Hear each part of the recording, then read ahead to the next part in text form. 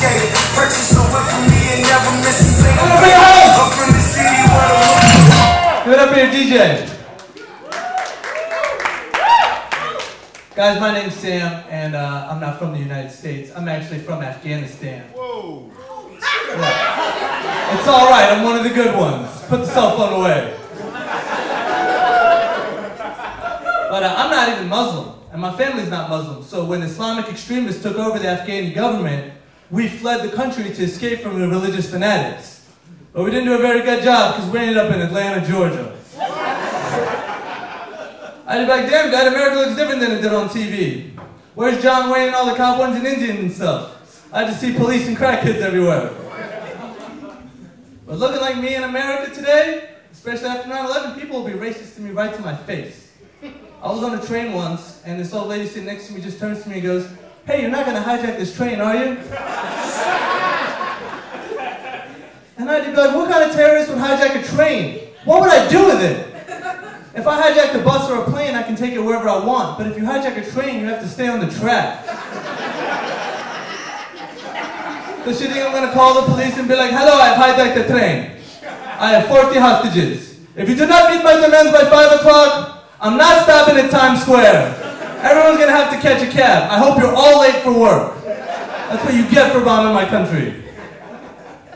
But one thing that's weird about my family is that even though we're from the Middle East, my dad is a Republican. It's the dumbest thing.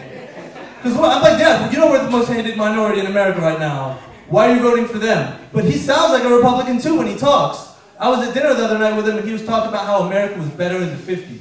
He was like, in the 50s, we had real leadership in this country. We didn't have that socialist Obama. We had Dwight Eisenhower. And we didn't have any of these trashy reality TV shows on TV. We didn't have any of these hair metal bands. We didn't have these gangster rappers. It was a better time. And I'd be like, Dad, you were born in a village in Afghanistan. You didn't come to America until 1993. How do you know what America was like in the 50s? And he's like, oh, I saw the movie Grease. They look like they were enjoying themselves. But one time, I got into a fight with a redneck over some racial stuff. I was in a bar, and this guy calls me a terrorist. And usually if a random person tries to fight me, I try to avoid it because you don't know who that guy could be. He could secretly be Spider-Man or something. I don't know who I'm dealing with. But he was with his girlfriend, and he was obviously just trying to impress her. And I wanted to say, hey man, I'm sorry, I'm just going to leave the bar. But what came out was, I'm going to murder your mother in her sleep. And the next thing you know, I was in a fight. But here's the crazy thing. I was winning. I was winning the fight. I was beating the crap out of him. And it was the best feeling of my life. I was pounding his head against the bar. But just the one thing that made me annoyed was his girlfriend kept yelling, Terry, stop! Terry, stop! And I wanted to be like, hey, Terry's no longer in control of this situation. You should be asking me to stop. I don't appreciate your biased commentary, ma'am. You're like the female Joe Rogan, except you have no idea what's going on in the fight. But in the middle of it, this big black bouncer breaks us up. And he's like, brothers, we need to stop fighting each other. And that's not what you want to hear when you're winning. And I can understand why a black man would say that, because black on black crime is a horrible thing and it's ruining communities. But I didn't think that really applied to us, because I'm from the Middle East, and that guy's from Douglasville, Georgia, a place where apparently people have very sensitive shoes. So I think we're natural enemies. I think I should be able to beat his ass. And I felt so good after that fight.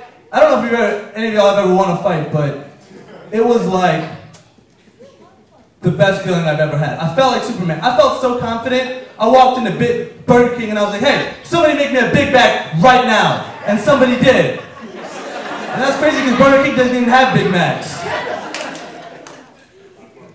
Speaking of maniacs, I was listening to an interview with the rapper DMX. And DMX was talking about the time he got arrested for impersonating a police officer. And what DMX did is he bought a police car and put sirens on it, and he would just drive around arresting people that made him mad. And one guy cut DMX off in traffic, so DMX pulled him over and beat the crap out of him. But this is how DMX defended himself in the interview. I swear to God, this is what he said. He said, I beat the crap out of the guy because he disrespected my authority. Because what if I'd been a real police officer? And I was like, okay, that's a good argument, DMX. You're supposed to listen to the cops, but I think that guy's got a good argument too. I think that guy's argument would be, I didn't cooperate with the officer because it was obviously DMX. I've heard his CDs. There's no way they'd let that guy be a cop. Also, I'm pretty sure they would let the police do cocaine and carry an AK-47 on the job.